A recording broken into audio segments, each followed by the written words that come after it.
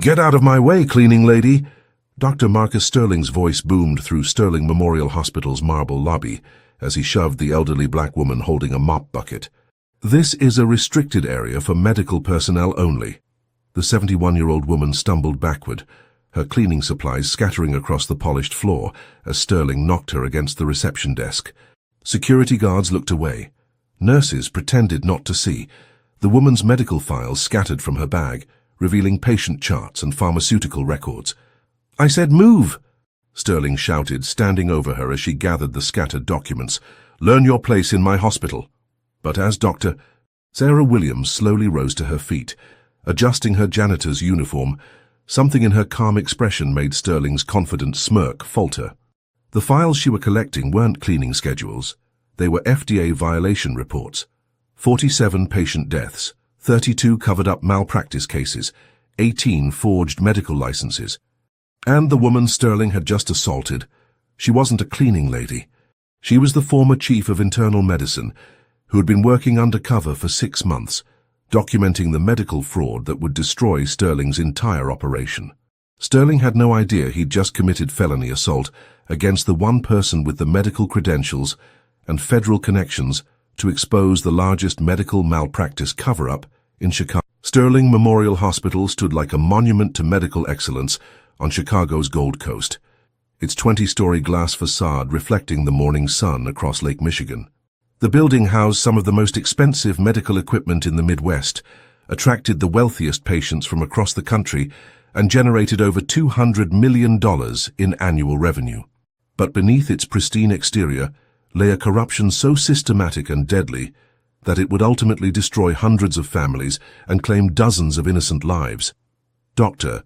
Sarah Williams adjusted her janitor's uniform as she moved through the restricted pharmaceutical storage area, her practiced movements betraying none of the medical expertise that had earned her recognition as one of Chicago's most respected internal medicine specialists. At 71 years old, with 4 decades of medical experience and a spotless reputation that included service as chief of internal medicine at University Hospital for 22 years, she should have been enjoying retirement at her lake house in Michigan. Instead, she was documenting crimes that would expose Sterling Memorial as the most dangerous hospital in American history. The disguise had been her own idea, born from months of frustration with traditional investigative approaches that had failed to penetrate Sterling Memorial's sophisticated system of corruption and intimidation. Federal investigators from the Department of Health and Human Services had been trying to build a case against Sterling Memorial for 18 months, but every witness who came forward either disappeared, suddenly recanted their testimony, or found themselves facing mysterious lawsuits that drained their resources and destroyed their careers. Hospital administrators had perfected the art of making problems disappear, and their methods went far beyond simple legal intimidation. Dr. Williams had watched talented physicians lose their licenses on fabricated charges of prescription drug abuse and patient negligence. She had seen nurses transferred to dangerous assignments in understaffed units after reporting safety violations that could have saved patient lives. She had witnessed entire departments restructured to silence whistleblowers, with good doctors replaced by compliant ones who understood that asking questions was a career-ending mistake. The hospital's power extended into the Medical Licensing Board, the State Health Department, and even the local district attorney's office, creating a web of corruption that seemed impossible to penetrate through conventional means. But a cleaning lady? Nobody noticed cleaning ladies. They moved through restricted areas without question, overheard conversations that weren't meant for outside ears, and had access to documents that revealed the true scope of Sterling Memorial's criminal enterprise. Medical professionals spoke freely around service workers, treating them as invisible fixtures rather than potential witnesses to criminal activity. Dr. Williams had spent 6 months perfecting her cover, learning the janitorial schedules, memorizing the security protocols, and building relationships with the real cleaning staff who had become her allies in documenting systematic medical fraud. The morning of her confrontation with Dr. Sterling, she had been collecting evidence from the pharmaceutical storage room where expired medications were being relabeled with new dates and sold to patients at full price. The markup on new drugs that were actually past their expiration dates generated an additional $12 million in annual revenue while putting patients at risk of treatment failures, adverse reactions, and death from medications that legitimate hospitals would have safely disposed of months or years earlier. Her hidden camera had captured Sterling himself, directing technicians to change expiration dates on chemotherapy drugs that had been sitting in storage for over 2 years. Cancer patients were receiving treatments that were not only ineffective but potentially toxic, paying premium prices for medications that could cause more harm than their original conditions.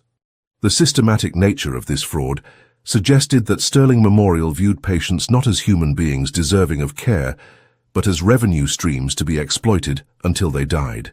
What Dr.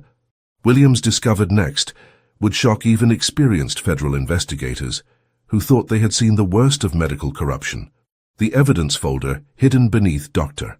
Williams' cleaning cart contained documentation of systematic patient abuse that went far beyond expired medications and represented the most comprehensive medical murder conspiracy ever documented in American healthcare. Sterling Memorial had developed what internal documents referred to as revenue optimization protocols, medical procedures designed not to heal patients, but to maximize billing opportunities while minimizing the hospital's legal liability through carefully orchestrated patient deaths that appeared to be natural complications of serious medical conditions.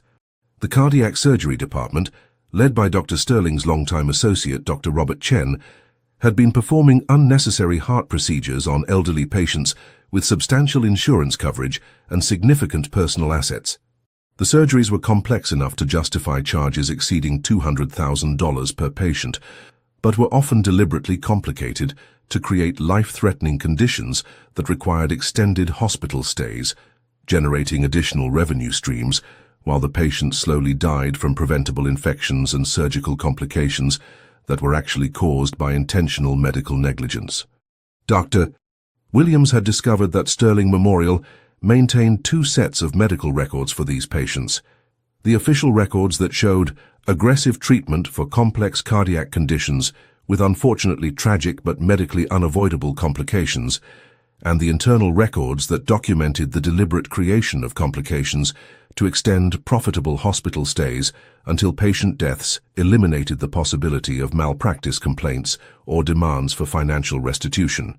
The death rate for cardiac patients at Sterling Memorial was 43% higher than the national average, but the hospital's billing department celebrated the cardiac surgery division as their most profitable unit, with department heads receiving substantial bonuses for maintaining high patient mortality rates that maximized revenue collection while minimizing long-term liability exposure. The oncology department operated an even more sinister scheme that represented perhaps the most heartless abuse of vulnerable patients in medical history. Cancer patients who showed signs of remission or successful treatment were subjected to unnecessary additional chemotherapy cycles that often proved fatal, while healthy individuals who came in for routine screenings were told they had aggressive forms of cancer that required immediate and extensive treatment that would ultimately kill them. Dr. Margaret Foster, the hospital's chief of oncology, had been systematically falsifying cancer diagnoses to justify expensive treatment protocols for patients who didn't actually have cancer, using her position and reputation to convince families that their loved ones were dying from aggressive cancers when they were actually being slowly murdered through chemotherapy and radiation treatments that caused permanent damage to their immune systems and internal organs.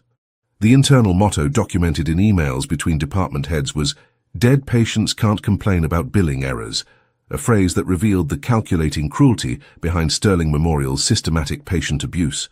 Families grieving the loss of loved ones rarely questioned medical bills that arrived months after funeral services, especially when those bills were accompanied by carefully crafted condolence letters that praised the heroic efforts of Sterling Memorial's medical team in fighting, unfortunately, terminal conditions. By the time these patients realized they had been misdiagnosed, they had already been subjected to chemotherapy and radiation treatments that caused the very symptoms and complications they had been told were evidence of their original cancer diagnoses. The circular nature of this abuse meant that patients died from the treatments designed to cure diseases they never actually had. The pediatric ward represented perhaps the most heartbreaking aspect of Sterling Memorial's criminal enterprise, where children from low-income families were subjected to experimental procedures that had never been approved by the FDA. Their parents coerced into signing consent forms they couldn't read or understand through deliberate intimidation tactics that played on their desperation to help their sick children. The hospital received substantial payments from pharmaceutical companies for conducting these illegal human trials, while the children suffered from side effects that would affect them for the rest of their lives if they survived the experimental treatments at all. Many didn't. The mortality rate for pediatric patients at Sterling Memorial was 67% higher than the national average, a statistic that should have triggered immediate federal investigation, but was instead covered up through falsified mortality reporting and the systematic intimidation of families who demanded answers about their children's deaths. But the evidence that would ultimately destroy Sterling Memorial was still being compiled in Dr. Williams's secret investigation, and what she found would prove that the corruption extended far beyond the hospital itself. Dr. Williams' investigation had revealed that Sterling Memorial's corruption extended far beyond the hospital itself, involving a network of medical professionals, government officials, pharmaceutical companies, and organized crime figures that worked together to suppress evidence of systematic patient abuse, while maximizing profits from human suffering through a conspiracy that reached the highest levels of Chicago's medical and political establishment. The Illinois State Medical Board, responsible for licensing and oversight of medical professionals throughout the state, had been compromised by Sterling Memorial's influence for over a decade through a sophisticated system of bribery, intimidation, and professional retaliation. Board Chairman Dr. Timothy Walsh received substantial consulting fees from pharmaceutical companies that conducted illegal human trials at Sterling Memorial, creating a financial incentive to ignore safety violations and suppress whistleblower complaints that could have exposed the hospital's criminal activities years earlier. When Dr. Williams had first attempted to report Sterling Memorial's crimes through official channels 3 years earlier, her complaint had been forwarded directly to Dr. Walsh, who immediately shared her allegations with Sterling Memorial's legal department in violation of patient confidentiality laws and whistleblower protection statutes. Within 48 hours, Dr.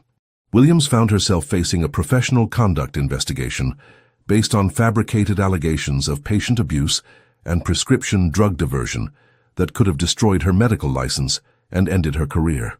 The investigation had been orchestrated by Sterling Memorial's chief legal counsel, Patricia Monroe, who specialized in destroying the careers of medical professionals who threatened the hospital's profitable operations through a sophisticated system of character assassination, financial intimidation, and professional sabotage. Monroe maintained files on dozens of physicians and nurses throughout the Chicago medical community, documenting personal information, financial difficulties, family problems, and professional vulnerabilities that could be weaponized against potential whistleblowers. Dr. Williams had discovered these files during one of her late-night evidence-gathering sessions, finding her own name at the top of a list labeled Priority Elimination Targets. The file contained photographs of her grandchildren taken without her knowledge, copies of her financial records obtained through illegal means, and detailed plans for destroying her professional reputation through false allegations of dementia and professional incompetence that would have made her testimony inadmissible in any legal proceeding. The corruption network also included Cook County District Attorney Michael Rodriguez, who received substantial campaign contributions from Sterling Memorial's board of directors in exchange for refusing to prosecute medical malpractice cases involving the hospital, regardless of the strength of evidence or the severity of patient abuse. Rodriguez's office had dismissed over 200 criminal complaints against Sterling Memorial physicians without conducting meaningful investigations, classifying obvious cases of medical murder as tragic but unavoidable complications of complex medical care, despite clear evidence of deliberate patient abuse. Sterling Memorial's influence extended into the Chicago Police Department through Detective Captain Lisa Thompson, who ensured that suspicious deaths involving Sterling Memorial patients were never thoroughly investigated through a system of evidence suppression, witness intimidation, and investigative sabotage. When family members demanded autopsies or independent medical examinations, their requests were delayed, denied, or simply ignored until statutes of limitations expired and legal action became impossible. The hospital's corruption network also included connections to organized crime families that specialized in medical billing fraud and identity theft operations. Patient information stolen from Sterling Memorial's databases was sold to criminal organizations that used the identities to bill Medicare and private insurance companies for medical services that were never provided, while prescription medications obtained through fraudulent prescriptions were resold on the black market, generating additional revenue streams for the criminal network. Sterling Memorial had also developed partnerships with corrupt nursing homes and assisted living facilities that served as patient acquisition sources for the hospital's profitable murder schemes. Elderly patients with substantial assets were systematically transferred to Sterling Memorial for specialized care that primarily consisted of unnecessary procedures designed to drain their financial resources before they died from deliberate medical complications. The systematic nature of the corruption was about to be exposed through Dr. Williams' methodical documentation, but what she didn't know was that federal investigators had been watching Sterling Memorial for months. Dr. Williams' evidence had ultimately reached the FBI through her former colleague, Dr. Maria Santos, who worked as a consultant for the Department of Health and Human Services Office of Inspector General, and had been conducting her own investigation into Medicare fraud at Chicago area hospitals when she noticed the unusual billing patterns and mortality rates associated with Sterling Memorial that suggested systematic patient abuse on an unprecedented scale. The federal investigation had been running parallel to Dr. Williams' undercover work for 4 months, with FBI Special Agent Jennifer Walsh coordinating surveillance operations and evidence collection through a joint task force that included investigators from the Department of Health and Human Services, the Drug Enforcement Administration, and the Internal Revenue Service. Agent Walsh had been building cases against medical fraud networks for 8 years, but Sterling Memorial represented the most systematic and deadly conspiracy she had ever encountered in her law enforcement career. The FBI's technical surveillance team had been monitoring Sterling Memorial's digital communications through court-authorized wiretaps and computer surveillance, discovering that hospital administrators used encrypted messaging systems to coordinate their criminal activities and share information about potential threats to their operations. The digital evidence revealed the true scope of Sterling Memorial's network, which included partnerships with fraudulent medical device companies, illegal pharmaceutical importation schemes, and connections to organized crime families that specialized in medical billing fraud and identity theft operations. Agent Walsh had been particularly shocked by Sterling Memorial's patient acquisition protocols, which involved targeting vulnerable populations through deceptive advertising campaigns and partnerships with corrupt nursing homes that served as feeders for the hospital's profitable murder schemes. Elderly patients with substantial assets were systematically transferred to Sterling Memorial for specialized care that primarily consisted of unnecessary procedures designed to drain their financial resources before they died from complications that were actually caused by deliberate medical negligence. The federal investigation had also uncovered Sterling Memorial's role in a national medical identity theft operation that extended far beyond Chicago and involved hospitals in 6 different states. Patient information stolen from Sterling Memorial's databases was sold to criminal organizations that used the identities to bill Medicare and private insurance companies for medical services that were never provided, generating millions of dollars in fraudulent revenue, while patients remained unaware that their medical identities had been compromised. The stolen identities were also used to obtain prescription medications that were resold on the black market, creating additional revenue streams for the criminal network, while putting legitimate patients at risk when they attempted to fill prescriptions for medications that had already been fraudulently obtained using their personal information. Dr. Williams' undercover work had provided the federal investigators with real-time intelligence about Sterling Memorial's daily operations, allowing them to document crimes as they occurred and build cases that would withstand scrutiny in federal court. Her medical expertise had been invaluable in helping FBI agents understand the technical aspects of the medical fraud and patient abuse they were documenting, translating complex medical procedures into evidence that could be understood by prosecutors and juries. The federal investigation had also revealed that Sterling Memorial's corruption extended to medical device companies that paid substantial bribes to hospital administrators in exchange for exclusive contracts to supply equipment that was often defective or inappropriate for patient care. These devices were deliberately selected not for their medical effectiveness, but for their potential to cause complications that would require extended hospital stays and additional procedures. Agent Walsh had been coordinating with international law enforcement agencies to track Sterling Memorial's connections to overseas pharmaceutical suppliers who provided expired and counterfeit medications that were relabeled and sold to patients at premium prices. The international scope of the conspiracy suggested that Sterling Memorial was part of a global network of medical fraud that involved hospitals, pharmaceutical companies, and organized crime groups across multiple countries. The confrontation between Dr. Sterling and Dr. Williams was about to trigger the final phase of the federal investigation, but first, Sterling Memorial's daily operations would continue to claim more innocent lives. What happened next would change everything you thought you knew about hospital safety. The scattered medical files that Dr. Williams was collecting from the marble floor contained evidence that would destroy not only Dr. Sterling's career, but the entire Sterling Memorial medical network through documentation of crimes so systematic and deadly that they would ultimately lead to the largest medical fraud prosecution in American history. As hospital security guards and nursing staff watched nervously, Dr. Williams methodically gathered documents that contained patient death records, falsified medical licenses, pharmaceutical distribution records, and correspondence with organized crime figures that proved systematic violations of federal drug trafficking, racketeering, and murder statutes. Dr. Sterling's face had gone pale as he began to recognize some of the documents that had spilled from Dr.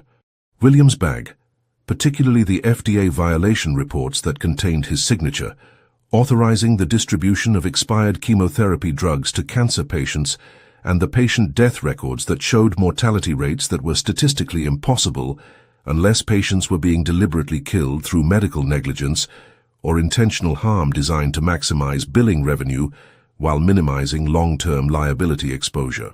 "Who the hell are you?" Sterling demanded, his voice cracking with the first hint of fear as he realized that the woman he had just assaulted possessed detailed knowledge of his criminal activities and had been documenting his crimes with the thoroughness of someone who understood both medical procedures and legal evidence requirements. Cleaning ladies don't carry federal investigation files or know about pharmaceutical distribution protocols. Dr. Williams continued collecting her papers with methodical precision, her movements betraying the decades of medical training that had taught her to remain calm under pressure while making life-and-death decisions in emergency situations. When she finally looked up at Sterling, her expression carried the quiet authority of someone who had spent 40 years saving lives and had now dedicated herself to stopping those who destroyed them for financial gain. "My name is Dr.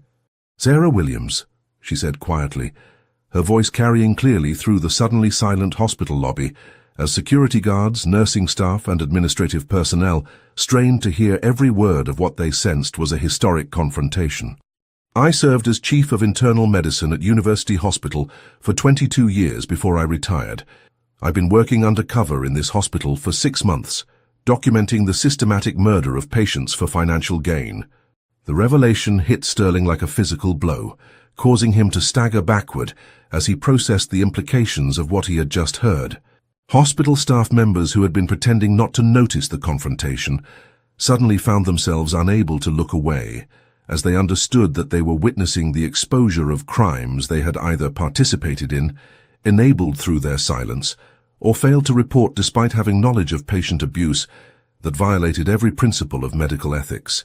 The cleaning lady they had ignored for months, treating her as an invisible fixture in their daily routines, was actually one of Chicago's most respected physicians, and she had been gathering evidence of crimes that would ultimately destroy their careers, end their freedom, and expose the systematic perversion of medical care that had turned their hospital into a murder factory disguised as a healing institution. Sterling's initial shock quickly transformed into rage as he realized the extent to which his operations had been infiltrated and documented by someone with both the medical expertise to understand his methods and the investigative skills to compile evidence that would be admissible in federal court. His voice rose to a shout that echoed through the marble lobby, carrying to patients, visitors, and staff members throughout the building. "You have no authority in this hospital. This is private property, and you're trespassing. Security, arrest this woman immediately for theft of confidential medical records." But the security guards hesitated, uncertain about their legal authority to arrest someone who claimed to be conducting a federal investigation and who clearly possessed extensive knowledge of medical procedures and legal protocols. Dr. Williams used their uncertainty to her advantage, pulling out her phone and speed-dialing a number that connected her directly to FBI Special Agent Jennifer Walsh, who had been monitoring the situation from a surveillance van parked outside the hospital. "Agent Walsh," Dr. Williams said clearly, ensuring that her words carried to everyone in the lobby, while maintaining the calm, professional demeanor that had characterized her entire medical career. "This is Dr. Williams. Doctor. Sterling has just committed felony assault against a federal cooperating witness. I'm requesting immediate backup and arrest authorization for multiple federal charges including conspiracy, racketeering, and murder." The mention of federal law enforcement sent shockwaves through the hospital lobby, as staff members realized that they were witnessing not just a personal confrontation, but the beginning of a federal criminal investigation that would ultimately expose Sterling Memorial as the center of the largest medical fraud and patient abuse conspiracy in American history. The federal law enforcement response was about to transform Sterling Memorial from a hospital into a crime scene, but Dr. Williams wasn't finished revealing the evidence she had compiled. While Dr. Sterling stood frozen in disbelief, his confidence shattered by the realization that his assault victim was actually a federal cooperating witness with decades of medical expertise. Dr. Williams began systematically presenting evidence that painted a picture of medical fraud so extensive and deadly that it defied comprehension and challenged everything that patients and families believed about hospital safety and medical ethics. The documents she had been collecting weren't random files scattered by accident. They represented 6 months of methodical evidence gathering that would serve as the foundation for federal prosecutions involving dozens of medical professionals, hundreds of victim families, and criminal charges that could result in life sentences for the most serious offenders involved in Sterling Memorial's systematic patient murder conspiracy. The pharmaceutical record showed that Sterling Memorial had been importing expired medications from overseas suppliers with connections to organized crime networks, relabeling them with false expiration dates, and selling them to patients at premium prices that generated over $15 million in annual revenue, while patients suffered treatment failures, adverse reactions, and death from medications that should have been destroyed years earlier, according to federal safety regulations. Dr. Williams pulled out her tablet, which contained digital copies of email communications between Sterling Memorial administrators and pharmaceutical company executives that had been captured through her covert surveillance operations.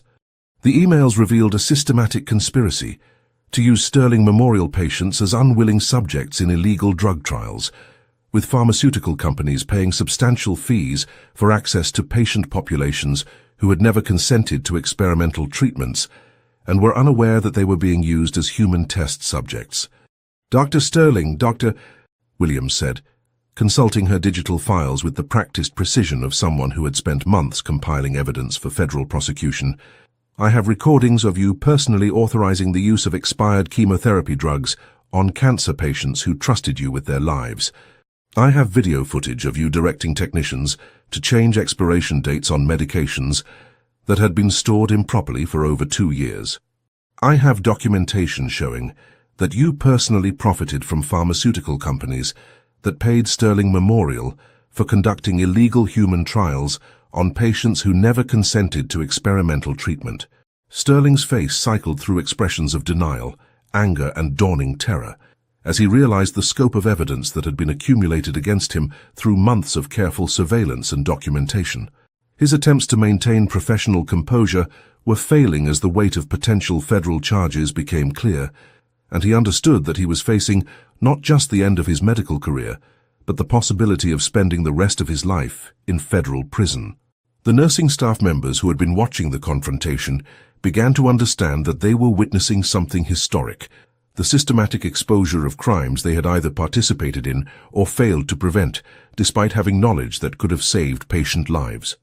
Several nurses began quietly reaching for their phones, realizing that they needed legal representation for their own roles in Sterling Memorial's criminal enterprise, and that their silence had made them accessories to systematic patient murder. Dr. Williams continued her methodical presentation of evidence, pulling out patient files that documented the deliberate creation of medical complications to extend profitable hospital stays through procedures that were designed not to heal patients, but to maximize billing opportunities while ensuring that patients died from complications that appeared to be natural consequences of serious medical conditions. The files showed that Sterling Memorial physicians had been injecting patients with bacteria to cause infections that would require extended antibiotic treatment, administering incorrect medications to create adverse reactions that necessitated additional procedures, and performing unnecessary surgeries to justify extended billing cycles that continued until patients died from complications that were actually caused by deliberate medical negligence. The evidence also revealed that Sterling Memorial maintained a sophisticated computer system for tracking patient assets and insurance coverage, with algorithms designed to identify patients whose deaths would be most profitable for the hospital through maximized billing combined with minimal legal liability exposure. The most damning evidence was yet to be revealed, and what Dr. Williams showed next would prove that Sterling Memorial had been systematically murdering patients for financial gain. The tablet in Dr. Williams' hands contained video recordings that would prove Sterling Memorial had been systematically murdering patients for financial gain through a conspiracy so methodical and cruel that it would ultimately result in the largest medical murder prosecution in American legal history. The recordings, captured through hidden cameras in patient rooms, medical supply areas, and administrative offices, showed medical staff deliberately administering lethal doses of medications to elderly patients with substantial insurance coverage or significant personal assets. Dr. Sterling. Dr. Williams said, her voice maintaining clinical precision, despite the emotional weight of what she was revealing to the horrified audience of hospital staff members who were realizing they had been working in a facility that murdered patients for profit. I have video evidence of you personally administering fatal doses of morphine to patients who were showing signs of recovery. These patients were murdered because their continued survival would have limited Sterling Memorial's ability to bill for extended terminal care and death-related procedures. The accusation of deliberate murder sent shockwaves through the hospital lobby, causing security guards to instinctively step away from Sterling while nursing staff members began quietly discussing their own potential legal liability for witnessing or failing to report obvious cases of patient abuse that violated every principle of medical ethics and professional responsibility. Dr. Williams played a brief audio clip from her tablet that captured Sterling's voice, giving explicit instructions to a nurse about ensuring that Mr. Patterson doesn't survive long enough to complain about his billing or demand a second opinion on his treatment plan. The recording was clear and unmistakable, providing direct evidence of premeditated murder disguised as medical care, with Sterling's voice clearly audible as he instructed medical staff to administer medications in doses that would cause patient death. Sterling's response was immediate and desperate, his voice cracking under the strain of realizing that his most incriminating conversations had been recorded and preserved as evidence. That recording is fake. This woman is a disgruntled former employee who's trying to destroy my reputation because she was forced to retire for incompetence and medical malpractice. But Dr. Williams had anticipated this defense strategy and had prepared additional evidence that documented Sterling's role in a broader conspiracy involving multiple departments within Sterling Memorial. The oncology department had been falsifying cancer diagnoses to justify expensive chemotherapy treatments for healthy patients, while the cardiac surgery department had been performing unnecessary heart procedures that often resulted in fatal complications designed to maximize billing revenue. The evidence included internal Sterling Memorial documents that referred to these practices as revenue optimization protocols, with department heads setting monthly quotas for profitable patient deaths and awarding bonuses to staff members who exceeded their targets for billing manipulation through patient mortality management. Dr. Williams revealed that Sterling Memorial maintained 2 sets of medical records for each patient, official records that documented appropriate medical care for complex conditions with unfortunately tragic but medically unavoidable complications, and internal records that detailed the deliberate creation of complications and adverse outcomes for financial gain through systematic patient abuse. The internal records included detailed financial analyses showing the profit margins associated with different types of patient deaths, with hospital administrators calculating the optimal timing for patient mortality to maximize billing revenue while minimizing legal liability exposure through carefully orchestrated complications that appeared to be natural consequences of serious medical conditions.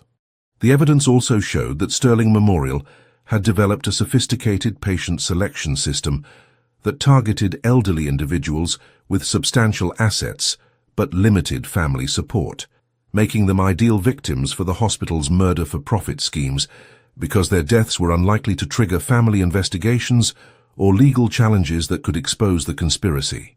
If you believe that medical professionals should be held accountable for murdering their patients, type justice in the comments below. The hospital lobby doors opened with purposeful authority as FBI Special Agent Jennifer Walsh entered with a team of federal agents, their timing so precise that it seemed choreographed with Dr. Williams' systematic exposure of Sterling Memorial's crimes. Agent Walsh moved with the practiced efficiency of law enforcement professionals who had been planning this moment for months, coordinating with multiple federal agencies to ensure that the operation would capture the maximum number of conspirators while preventing the destruction of evidence. Her badge clearly visible as she approached the confrontation between Dr. Sterling and Dr. Williams, Agent Walsh carried herself with the quiet confidence of someone who had spent years building complex criminal cases and understood that she was about to make arrests that would result in the largest medical fraud prosecution in American history. Dr. Marcus Sterling, Agent Walsh announced, her voice carrying the full authority of federal law enforcement, while hospital staff members and patients watched in stunned silence. You are under arrest for violations of federal conspiracy, murder, and racketeering laws. Your hospital is now under federal investigation as a criminal enterprise operating under the RICO Act. Sterling looked around the lobby with wild eyes, perhaps only now understanding that his assault on Dr. Williams had been witnessed not just by hospital staff but by federal agents who had been building a comprehensive case against his entire operation through months of surveillance, evidence gathering, and coordination with international law enforcement agencies tracking medical fraud networks. The scope of the investigation was far broader than he had ever imagined, involving not just Sterling Memorial, but hospitals in 6 different states, pharmaceutical companies with international operations, and organized crime networks that specialized in medical identity theft and billing fraud schemes. Agent Walsh continued with the arrest announcement, reading federal charges that would ultimately result in life sentences for the most serious offenders. Dr. Sterling, you are charged with conspiracy to commit murder, racketeering, Medicare fraud, drug trafficking, and operating a criminal enterprise under the RICO Act. The federal government has identified Sterling Memorial Hospital as the center of the largest medical fraud and patient abuse conspiracy in American history. The FBI team moved through the hospital with military precision, securing evidence and beginning the arrest process for dozens of medical professionals who had participated in or enabled Sterling Memorial's systematic patient abuse through active participation, willful blindness, or intimidation of potential whistleblowers who could have exposed the conspiracy years earlier. The investigation had been coordinated to occur simultaneously across multiple locations, preventing the destruction of evidence and ensuring that co-conspirators couldn't warn each other about the federal operation that had been months in the planning and involved coordination between multiple federal agencies, international law enforcement organizations, and medical oversight bodies. Dr. Williams had been working as an undercover federal cooperating witness for months, Her evidence gathering coordinated with federal surveillance teams that had been documenting Sterling Memorial's crimes from multiple angles through wiretaps, computer surveillance, financial investigations, and international cooperation with law enforcement agencies tracking medical fraud networks.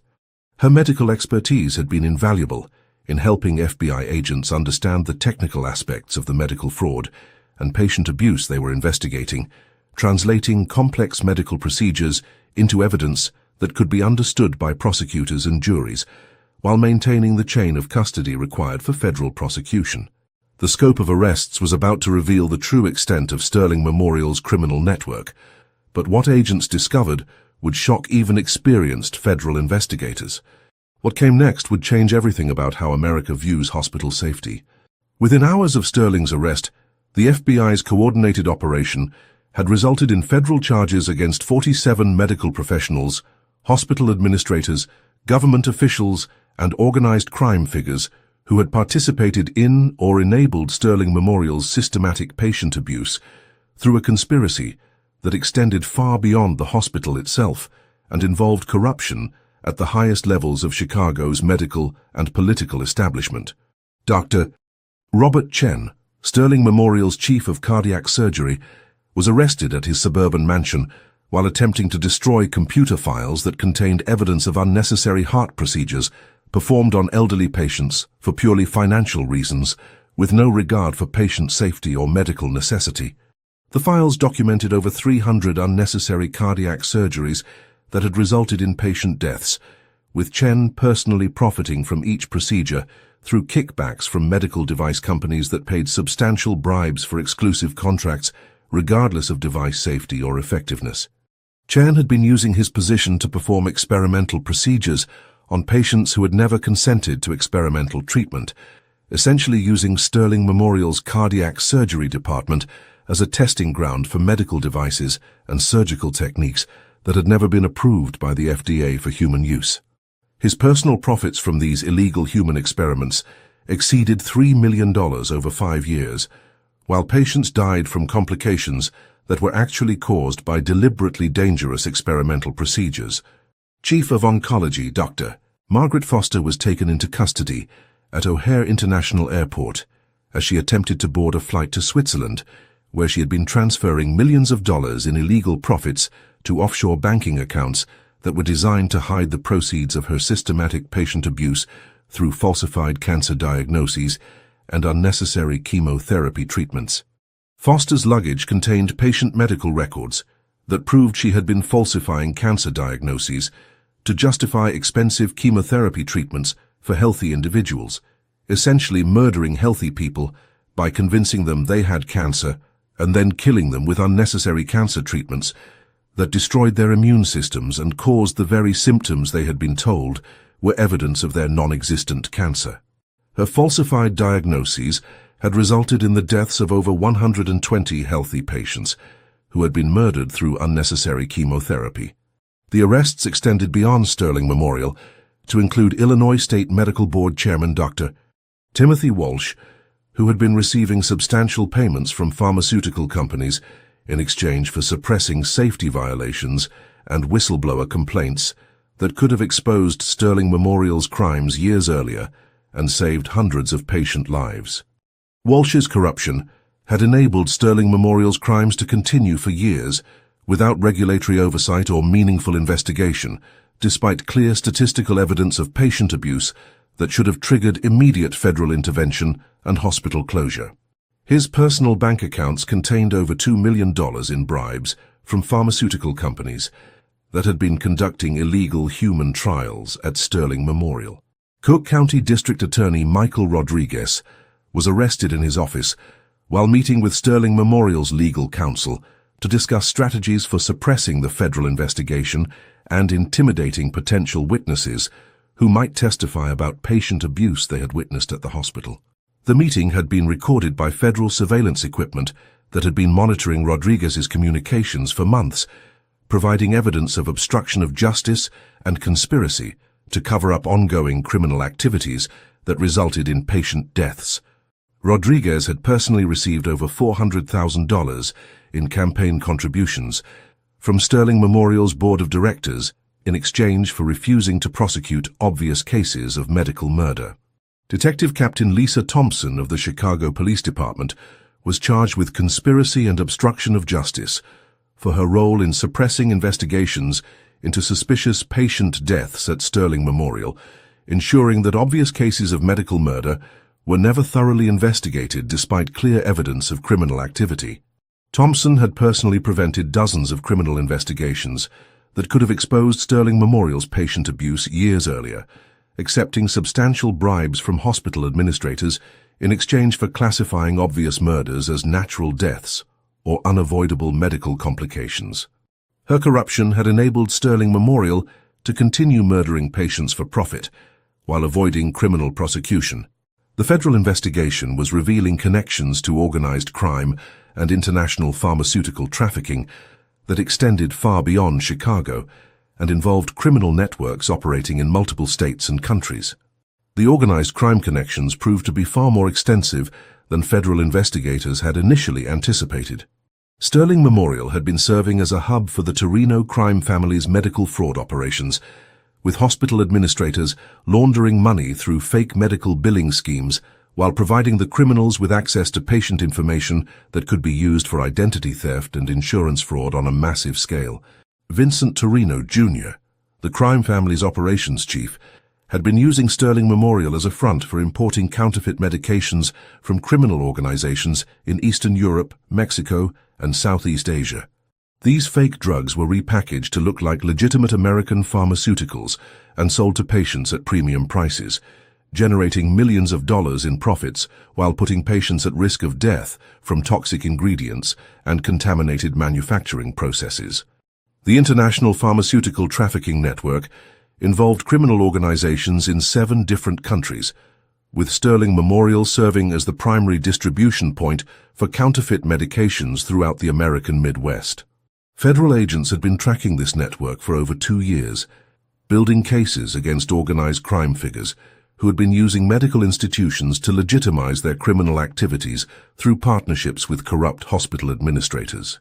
The scope of the international conspiracy was staggering, involving fake pharmaceutical manufacturing facilities in abandoned warehouses across Eastern Europe, shipping companies that specialized in smuggling medical contraband, and corrupt customs officials who facilitated the importation of dangerous counterfeit medications that were killing patients throughout the United States. But the most shocking revelation was yet to come, as federal investigators discovered that Sterling Memorial's patient murder conspiracy was part of a broader network of corrupt hospitals that had been systematically killing patients for profit across 6 different states, with coordination and support from organized crime families that specialized in medical fraud and identity theft operations. As news of the arrest spread throughout Chicago and beyond, families who had lost loved ones at Sterling Memorial began coming forward with stories of suspicious deaths, unnecessary procedures, and medical bills that had drained their life savings while their family members died from preventable complications that were actually caused by deliberate medical negligence designed to maximize billing revenue. Carmen Rodriguez, whose 73-year-old mother had died at Sterling Memorial after routine gallbladder surgery that should have been a simple outpatient procedure, discovered that her mother had been subjected to experimental procedures without consent or knowledge. The surgery had been unnecessarily complicated to justify additional billing, and her mother had died from infections that were deliberately introduced to extend her hospital stay and generate additional revenue through extended care billing. Carmen's mother had been healthy before the surgery, with no underlying medical conditions that would have complicated a routine gallbladder removal. But Sterling Memorial physicians had deliberately infected her surgical site with antibiotic-resistant bacteria, causing complications that required weeks of expensive treatment before ultimately proving fatal. The hospital had billed Carmen's insurance company over $300,000 for treating complications that they had deliberately caused. "I kept asking the doctors why my mother wasn't getting better," Carmen said through tears during a press conference organized by federal prosecutors. "They told me she had developed unexpected complications and that they were doing everything possible to save her life. But they were the ones who were killing her, making money off her suffering while pretending to care about her recovery." The Thompson family learned that their 16-year-old son, who had been treated for a broken arm at Sterling Memorial's emergency department, had been given experimental pain medications that caused permanent kidney damage, requiring lifelong dialysis treatment. The family had been told that the complications were unavoidable, but federal investigators revealed that their son had been enrolled in an illegal pharmaceutical trial without their knowledge or consent. Jacob Thompson had been a healthy teenager, with dreams of playing college basketball when he broke his arm during a high school game. Sterling Memorial physicians had used his injury as an opportunity to test an experimental pain medication that had never been approved for use in adolescence, deliberately concealing the fact that the drug was known to cause kidney damage in young patients. "They destroyed my son's future for a few $1,000s from a pharmaceutical company," said Jacob's father, Michael Thompson. "He'll never play basketball again. He'll be on dialysis for the rest of his life because these monsters used him as a test subject without our permission."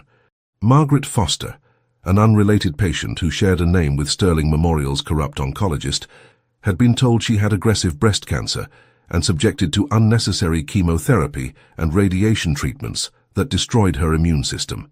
Federal investigators revealed that her original biopsy results had been falsified. She had never had cancer at all. "They told me I was going to die if I didn't start chemotherapy immediately," Margaret said, her voice shaking with anger and grief. "I trusted them. I believed they were trying to save my life.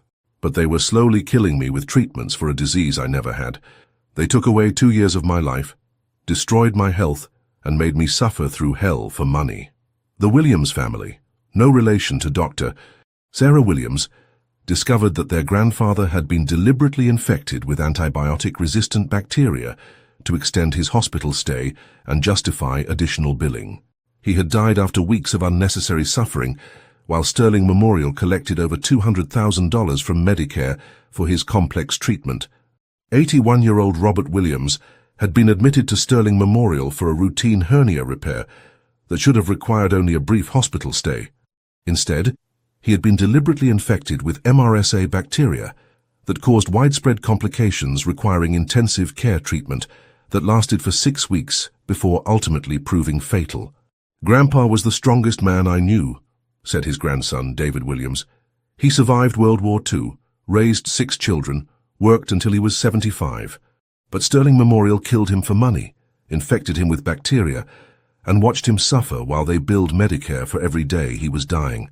These families, along with hundreds of others, filed federal lawsuits against Sterling Memorial and its conspirators, seeking both financial compensation and criminal prosecution for the systematic abuse they had endured. The federal government provided legal support for victim families, ensuring that corporate lawyers couldn't intimidate them into silence through the kind of legal harassment that had protected Sterling Memorial's crimes for years. The victim impact statements revealed the true human cost of Sterling Memorial's systematic patient abuse, with families describing not just the loss of loved ones, but the ongoing trauma of discovering that their trust in medical professionals had been betrayed in the most fundamental way possible. But perhaps the most heartbreaking testimony came from the children who had survived Sterling Memorial's illegal human experiments, many of whom would suffer from permanent disabilities and health problems for the rest of their lives as a result of experimental treatments they had never consented to receive. The scope of victim impact was staggering and heartbreaking, but what came next would ensure that no other hospital could commit similar crimes. The Sterling Memorial investigation triggered comprehensive reforms in medical oversight and hospital regulation that extended far beyond Chicago and fundamentally changed how medical institutions were monitored and regulated throughout the United States. Federal agencies implemented new monitoring systems to detect patterns of patient abuse, while state medical boards across the country reviewed their own oversight procedures to prevent the kind of corruption that had enabled Sterling Memorial's crimes. The Department of Health and Human Services established new protocols for investigating suspicious mortality rates and billing patterns, with computer algorithms designed to identify hospitals that showed statistical anomalies consistent with systematic patient abuse. These systems were designed to catch future Sterling Memorial-type conspiracies before they could claim hundreds of lives, through early detection of unusual death rates, billing irregularities, and patient complaints that suggested systematic abuse. Dr. Sarah Williams was appointed as special advisor to the FBI's Healthcare Fraud Investigation Unit, where her medical expertise and investigative experience became invaluable in training federal agents to recognize and document medical crimes. Her undercover work at Sterling Memorial became a model for future investigations involving systematic healthcare fraud, with her techniques being taught to federal agents and medical oversight officials throughout the country. The new position allowed Dr. Williams to develop comprehensive training programs for federal investigators, teaching them to recognize the subtle signs of medical fraud and patient abuse that had allowed Sterling Memorial's crimes to continue for years without detection. Her expertise in both medicine and criminal investigation made her uniquely qualified to bridge the gap between medical knowledge and law enforcement techniques. Sterling Memorial Hospital was permanently closed and its assets seized by the federal government to compensate victim families and fund medical fraud prevention programs. The building was eventually converted into a federal healthcare facility that provided free medical care to low-income families, transforming a symbol of medical corruption into a beacon of healing and hope for the community that had been victimized by its criminal operations. The conversion of Sterling Memorial into a community health center was seen as a powerful symbol of justice and redemption, with the same building that had housed systematic patient abuse being transformed into a facility dedicated to providing ethical medical care to those who needed it most. The Federal Health Center was staffed by volunteer physicians and nurses who were committed to upholding the highest standards of medical ethics and patient care. The Illinois State Medical Board was restructured under federal oversight, with new leadership and transparent procedures designed to prevent the kind of corruption that had protected Sterling Memorial's criminal enterprise. Patient advocacy groups were given formal roles in the oversight process, ensuring that future complaints would be investigated thoroughly and transparently without the kind of cover-ups that had enabled Sterling Memorial's crimes. Medical schools across the country began incorporating ethics training based on the Sterling Memorial case, teaching future physicians to recognize and report systematic patient abuse. The case became a cornerstone of medical ethics education, ensuring that future generations of healthcare professionals would be prepared to confront corruption when they encountered it and understand their professional obligation to protect patients from abuse. The Sterling Memorial case study was integrated into medical school curricula nationwide, with students required to analyze the systematic failures that had enabled the hospital's crimes and develop strategies for preventing similar abuses in their own future practices. Medical students were taught to recognize the warning signs of institutional corruption and understand their ethical and legal obligations to report patient abuse.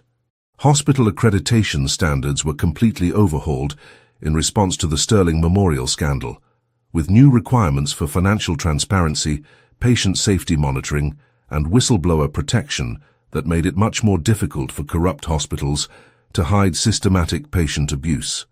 Independent patient advocacy organizations were given mandatory access to hospital operations, ensuring that external oversight would detect problems before they could escalate to the level of systematic murder.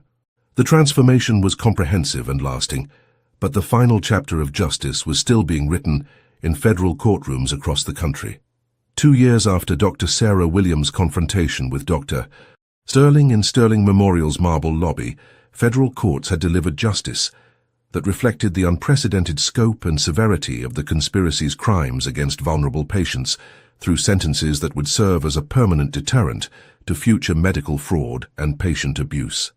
Dr. Marcus Sterling was convicted on 43 federal charges, including conspiracy to commit murder, racketeering, and operating a criminal enterprise.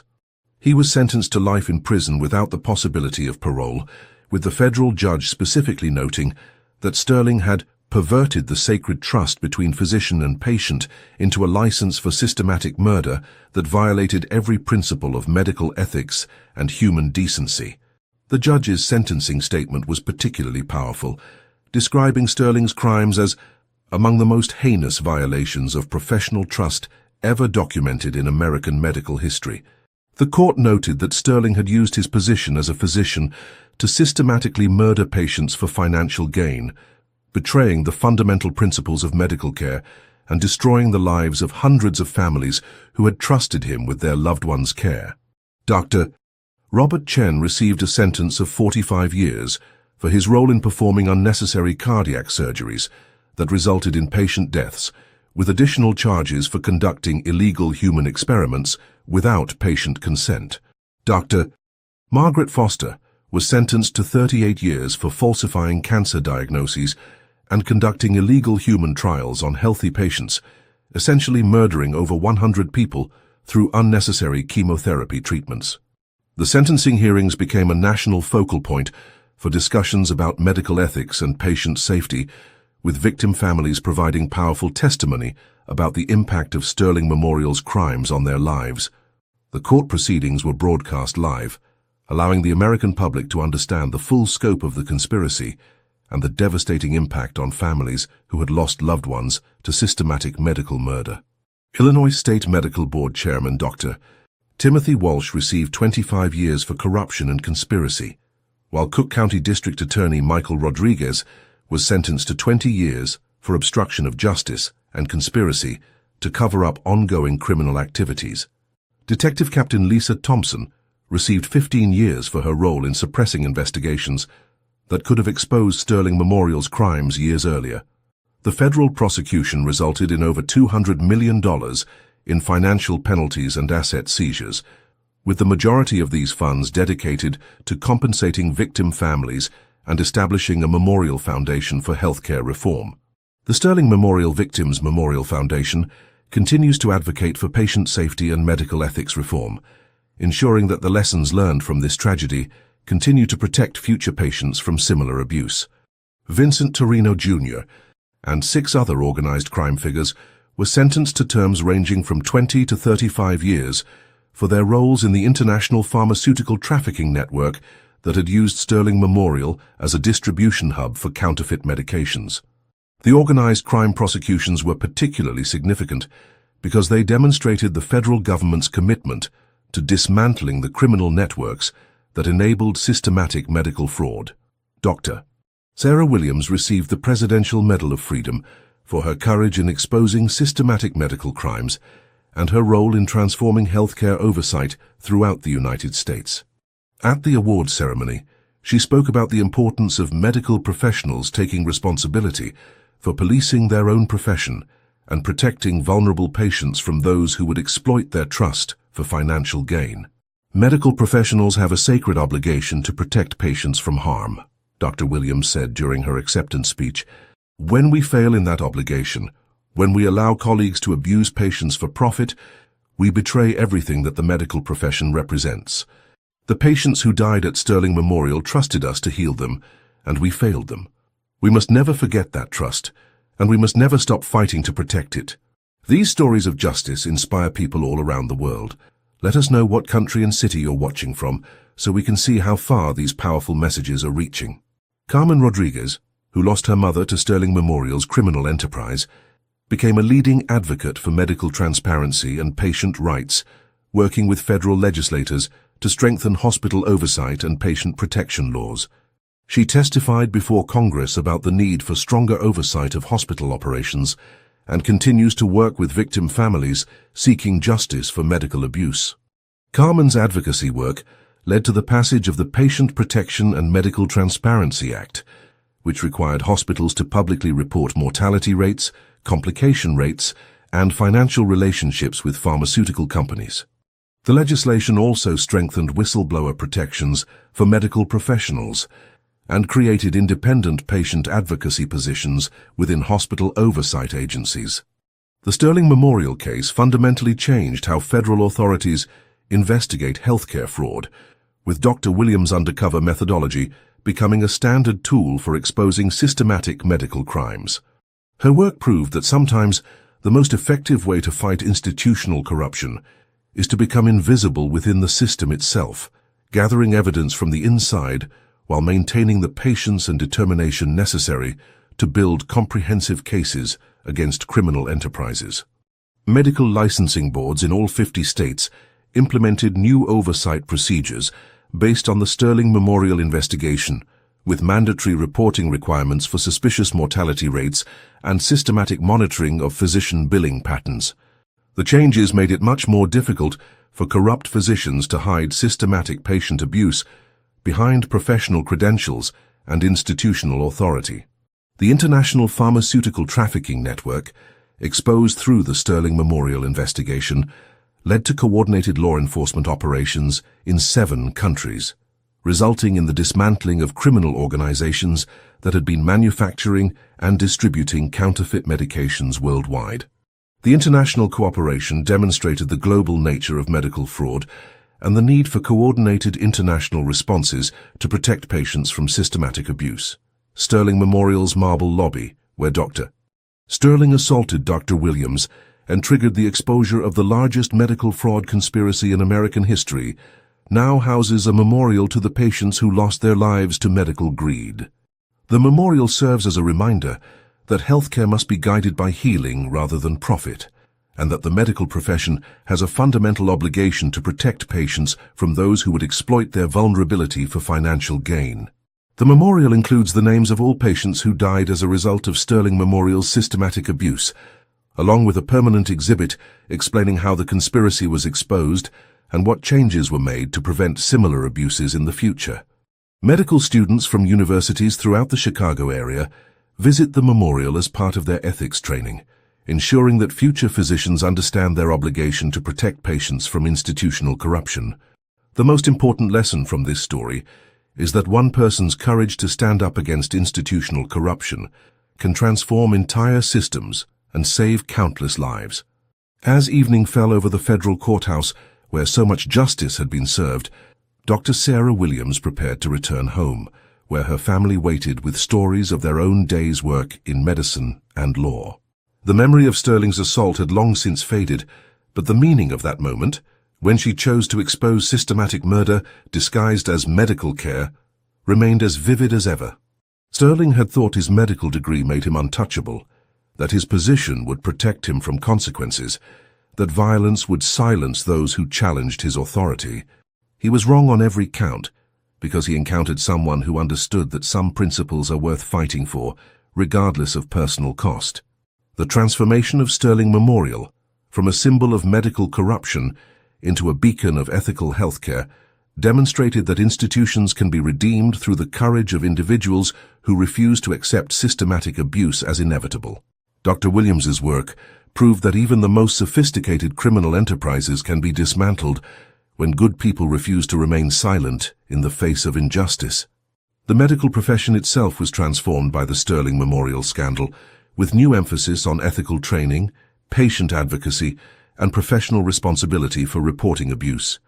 Medical schools began requiring courses in recognizing and reporting institutional corruption, while licensing boards implemented new oversight mechanisms designed to detect systematic patient abuse before it could claim innocent lives. The federal legislation inspired by the Sterling Memorial case established new criminal penalties for medical professionals who abuse their positions to harm patients, with sentences comparable to those imposed for other forms of organized crime. The legislation recognized that systematic patient abuse represents a fundamental violation of society's trust in medical institutions and must be punished accordingly. Hospital accreditation agencies implemented new standards for ethical oversight and patient protection, with mandatory external auditing designed to detect the kind of systematic abuses that had flourished at Sterling Memorial.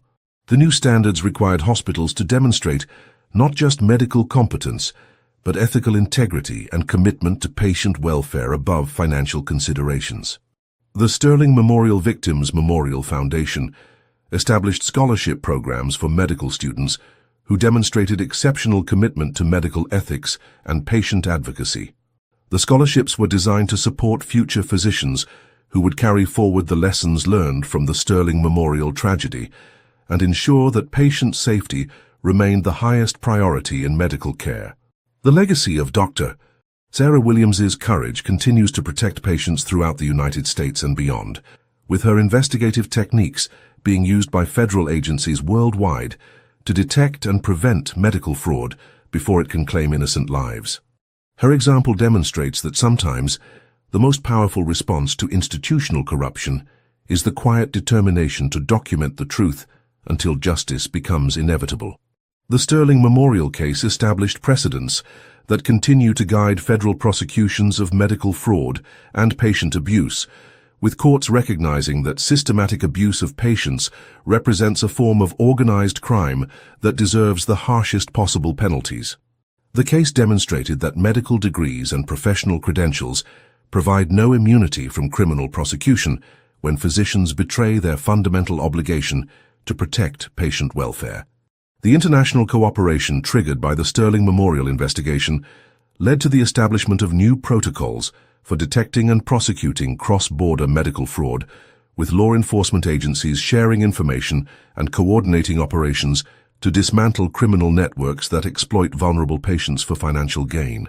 Medical device companies and pharmaceutical manufacturers implemented new oversight procedures designed to prevent the kind of corrupt relationships that had enabled Sterling Memorial's crimes, with mandatory disclosure of all financial relationships with healthcare providers and stricter monitoring of experimental procedures and drug trials.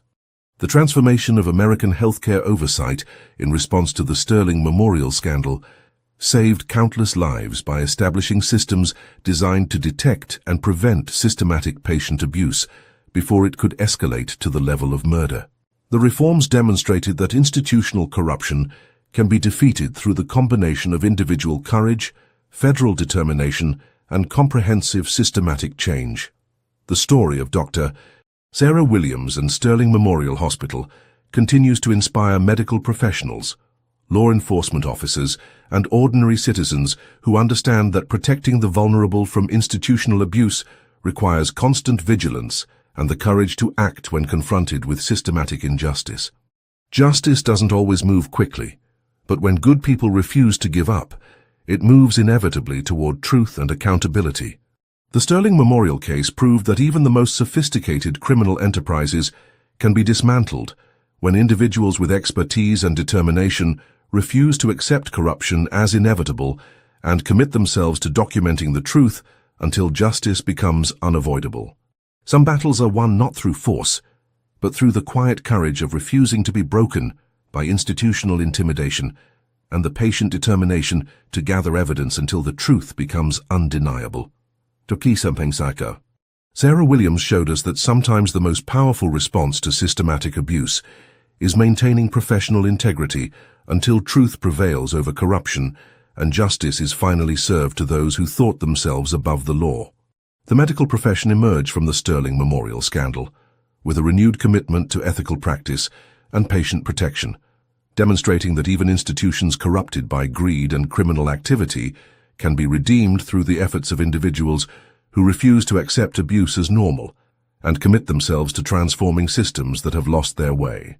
The federal investigation of Sterling Memorial Hospital established new standards for prosecuting medical fraud and patient abuse, proving that systematic exploitation of vulnerable patients represents a form of organized crime that deserves prosecution under racketeering statutes and punishment, with sentences comparable to other forms of murder and conspiracy. Until the next story that proves courage can change everything, remember that justice depends on individuals who refuse to remain silent when confronted with systematic abuse and who understand that protecting the vulnerable from institutional corruption requires both personal courage and collective determination to transform systems that have betrayed their fundamental purpose. Thank you to everyone who typed justice and to all who shared their locations from around the world. Your global support means everything. If these stories inspire you, please subscribe to join our community and help us share more incredible tales of courage and accountability. Until next time, keep believing in the power of truth to transform systems built on lies.